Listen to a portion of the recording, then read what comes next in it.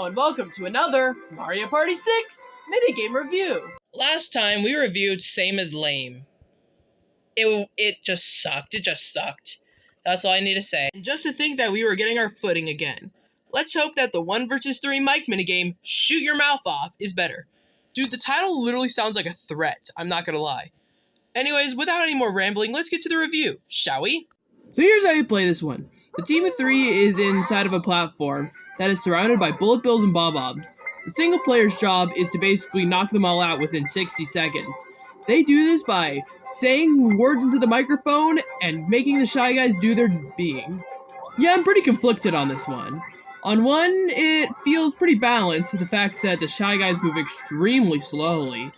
On the other hand, it kind of feels a bit unfair because of the fact that I learned, on the actual main rounds, that you could just send all the Shy Guys to one end, and then they could just spam whatever they do, and they would just win every time. It kind of felt like a bit of an unfair strategy.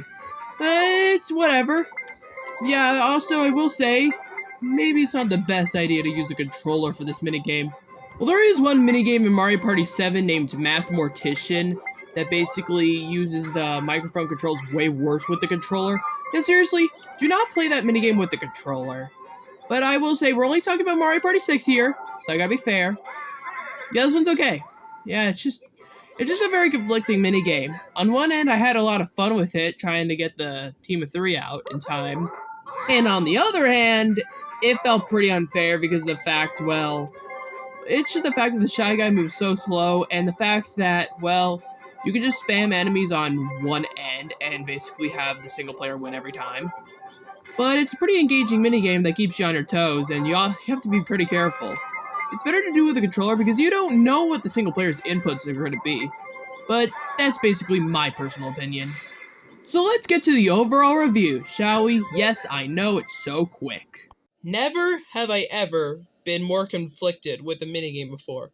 On one end, it's pretty balanced with many areas. On the other hand, it kind of feels a bit unfair. Because around the time I was just playing the normal strategy, just going for bullet bills, bob-obs, over and over again. And I would lose as a single player every time. Until I realized I could just spam bob-obs on one side and just win.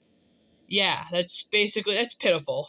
But really at the same time, the Shy Guys do move pretty slow, so it gives an even advantage for both sides here. Yeah, because of how overly conflicting it is, I'm going to have to put it towards the middle of the list. So yeah, I'm giving it 3 stars.